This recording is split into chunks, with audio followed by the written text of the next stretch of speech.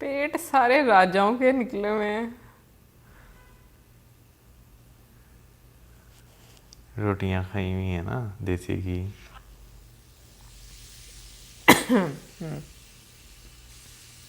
बोर्डों देखें वो अहंकार है ना सारों में। बिल्कुल, लेकिन ये भी है ना साथ में कि ऑलरेडी लिख दिया गया है। True.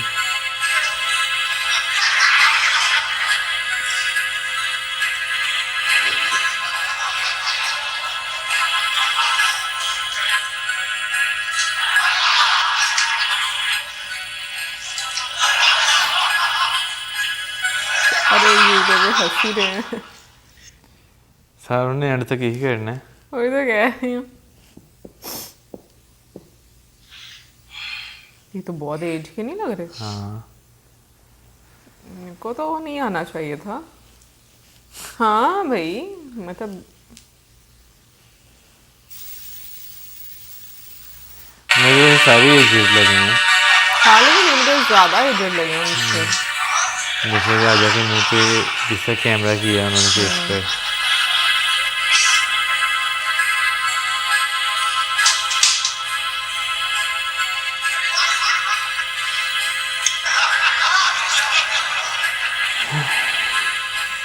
माँ भी परेशान है।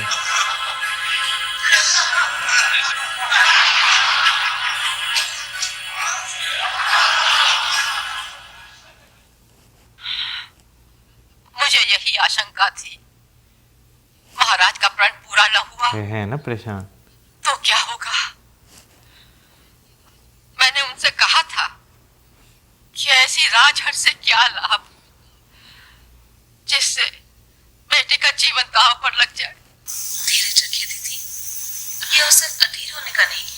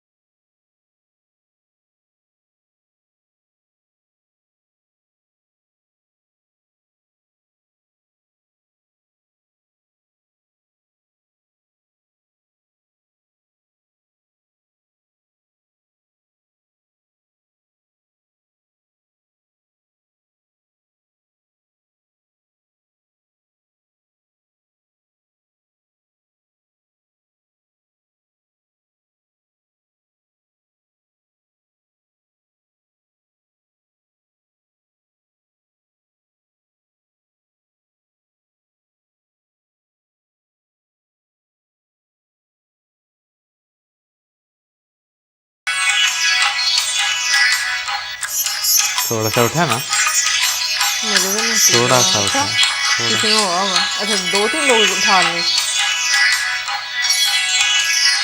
बस बहुत हुआ, अब और उपवास न हो तो अच्छा है।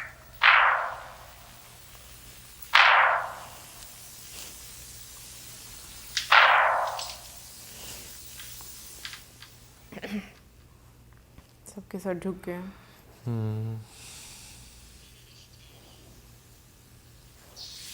देश देश और द्वीप द्वीप के बड़े बड़े राजा और राजकुमार मेरा प्रण सुनकर इस स्वयंवर में आए हैं।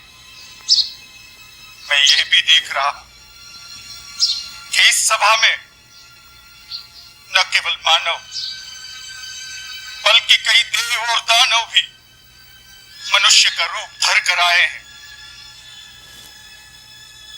परंतु मुझे बड़े दुख से कहना पड़ता है कि अपने आप को परम पराक्रमी, रणधीर शूरवीर कहलाने वाले इन सब लोगों की भीड़ में सच्चा प्योरिटी। वीर एक भी नहीं निकला।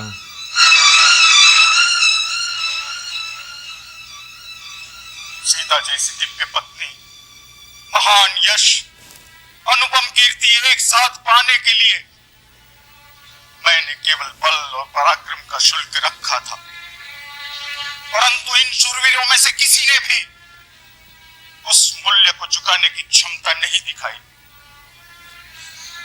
ऋषि धनुष को झुकाने या चाप चढ़ाने की बात तो दूर, कोई उसे हिला लक्ष्मण भी नहीं को बुरा सका। लग रहा है ना? अगर मुझे ये पता होता तो मैं ऐसा प्रण ठान कर अपनी जग हसाई न कराता। आज मेरे दुख, मेरी निराशा का कोई पारावार नहीं। अगर मैं ये प्रतिज्ञा तोड़ दूं तो कुल का कलंक कहलाऊं, पूर्वजों के सुकृत नष्ट करूं और मैं अपना प्राण रखूं तो मेरी पुत्री आजन्म कुमारी रहेगी। उसका जीवन विफल करने का पाप वो मेरे तो सिर उनके चढ़ेगा। नाम को पता है। महर्षि जो है आज निराशा के अथाह सागर में डूबते हुए मुझे चारों मैंने ओर के केवल दो कापुरुष ही पुरुष। कापुरुष दिखाई दे रहे हैं। लज्जा के झुके हुए इनके चेहरे मुझे एक ही बात कह रहे हैं, जनक लज्जा के मारे डूब मरो, क्योंकि आज ये धरती वीरों से खाली हो गई।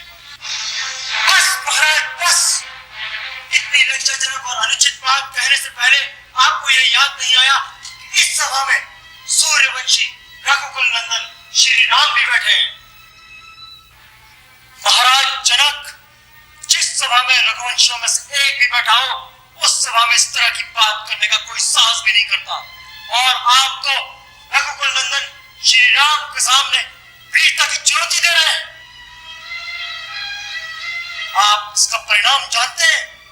मुझे मेरे भैया के चरणों की सौगंध, अगर मेरे गुरु मुझे आज्ञा दें तो ये पुराना जीर्ण धनुष क्या चीज है, मैं पूरे ब्रह्मांड को गेंद की तरह उछालकर इस तरह झटकूं कि इसके टुकड़े टुकड़े हो जाएं।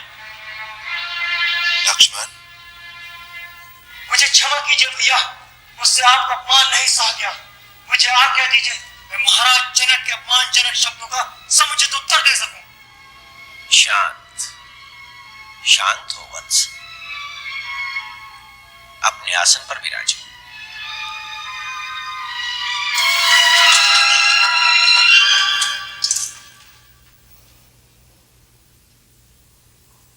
किसी का अपमान करने का मेरा विचार नहीं। बहुत दुखी है। घोर निराशा के कारण ये उद्गार फूट पड़े। यदि किसी की अवहेलना हुई हो तो वो मुझे क्षमा करे।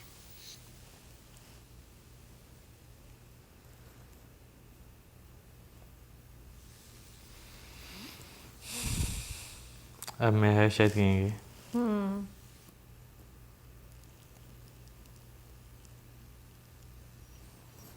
लग रहा है।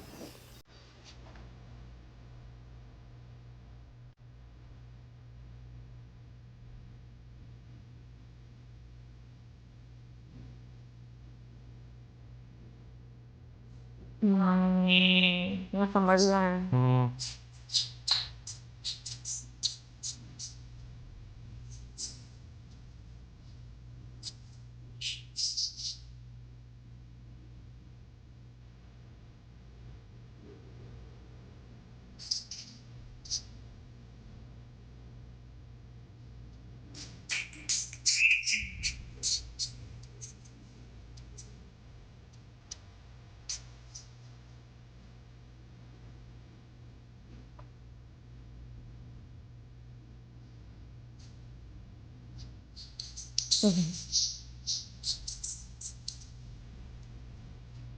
मैं फिर शो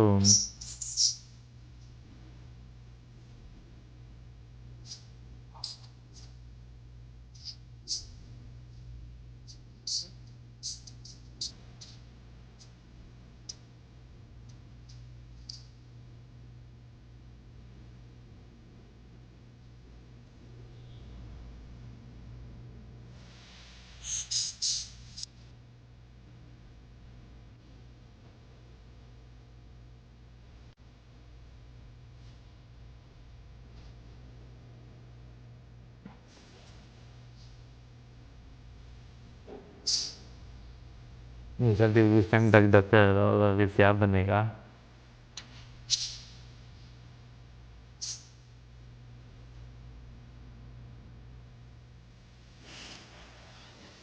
लो, अब ये भी अपना पराक्रम दिखाएंगे।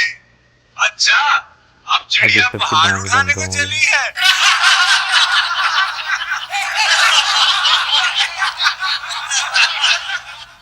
देखो, अब मुनि विश्वामित्र भी हमारी हंसी उड़ाने पर उतर आए हैं। जो इस बालक को भेज दिया धनुष उठाने के लिए। होनहार को कौन जानता है जीजी? होने तो जो हो रहा है। कैसे होने दूं? लगता है किसी ने महाराज की बुद्धि हर ली है, जो इस बालक को रोकते नहीं। जिस धनुष को एक से एक महाबली और प्रतापी राजा हिला नहीं सके, उसे ये पुष्प की तरह कोमल बालक कैसे झुका पाएगा? पहले ही हमारा बहुत अपमान हो चुका है, अब और उपहास न कराए महाराज। माँ बेचारी फिर माँ ही होती है ना, उसे हर टाइम टेंशन जो है वो लगी रहती है। बिल्कुल, वो अपने तरीके से सोच रही हैं जैसे माएँ सोचती हैं। लेकिन ये कि एक स्वयंवर मतलब जिस तरीके से हम लोगों ने देखा उसमें डिफरेंट राजाओं ने आकर अपनी अपने बल का प्रयोग किया, जो कि नहीं होना था, क्योंकि ऑब्वियसली वो उनके लिए थी ही नहीं। और उससे पहले भी मैं कहूँगी कि ये क्योंकि हम लोगों ने चीज़ महाभारत में देख चुके हैं, तो स्वयंवर का हम लोगों को आइडिया है कि उसमें जो महिला होती हैं वो अपनी पसंद से जो भी राजा जिसे वो शादी करना चाहती हैं, उसके गले में वो वरमाला डालती हैं। लेकिन क्योंकि राजा जनक ने एक प्रतिज्ञा ली हुई थी, और प्रतिज्ञा भी जो है वो शिव धनुष की ली हुई थी, और शिव धनुष मतलब ऐसा मैंने सुना है कि बहुत भारी था, ऐसा नहीं था कि बहुत वो लाइट वेट था। और ये हम लोग था तो इसलिए उठाया नहीं ना क्या। लेकिन इसके साथ साथ ये भी तो तुम देखो ना कि वो उठाना ही राम जी ने था, ठीक है, ये तो हकीकत है, क्योंकि सीता जी बनी उनके लिए। अभी वैकुंठ लोक से जब वो यहाँ पर आए हैं, मतलब धरती पर आए उस टाइम पर, और उन दोनों का मिलन तो होना ही था ना, फिर उसके बाद ही रामायण स्टार्ट होनी थी। बिल्कुल। लेकिन देखा जाए तो ये जो एक सीन था ना, इसमें हर बंदे की जो है ना एक परीक्षा थी। राजा जनक की भी परीक्षा थी, क्योंकि उन्होंने अनाउंस तो कर दिया था, लेकिन एंड पे उन्हें जो है अपना अपमान होता हुआ जो है वो नज़र आ रहा था उसमें, बिल्कुल, कि किसी से भी जो है वो कुछ नहीं हो सका। माँ इस वजह से परेशान थी कि फिर यानी कि उनका स्वयंवर हो रहा है तो वो कहीं बीच में आधा अधूरा जो है वो ना रह जाए। सीता जी इस वजह से उनकी परीक्षा थी, क्योंकि वो चाहती हैं जिनके लिए कि वो राम जी के लिए कि वो उठाएं, कोई और ना उठा ले बीच में से। तो देखा जाए हर इंसान की यहाँ पे अपनी अपनी जो है वो एक परीक्षा थी। इवन कि मैं लक्ष्मण जी की भी बात करूँ तो जिस तरह वो क्रोधित हो गए थे जब महाराज जनक जो है वो बात कर रहे थे, तो उनकी भी एक परीक्षा थी कि भाई अपने अहंकार को, अपने गुस्से को जो है वो कैसे वो काबू में रख सकते हैं। बिल्कुल। बाकी मुझे एक पॉइंट पर लगा नहीं महाराज को पता होगा, क्योंकि जिस तरह उनका एक इंट्रोडक्शन करवाया था, लेकिन मौजम बल्कि सही ये चीज़ नोटिस कर रहा था कि वो भी परेशान हो रहे हैं। बट मुझे लगा कि शायद नहीं, उनको पता है कि जो सही इंसान होगा वही इसको उठा पाएगा। बाकी नेक्स्ट पार्ट में अब हम लोग देखेंगे, क्योंकि ये तो हमें पता है कि राम जी उस धनुष को उठा लेंगे। सो देखते हैं कि नेक्स्ट वीडियो में, नेक्स्ट एपिसोड में हमें और क्या देखने को मिलता है। मिलेंगे नेक्स्ट टाइम। सब्सक्राइब करना। Good bye.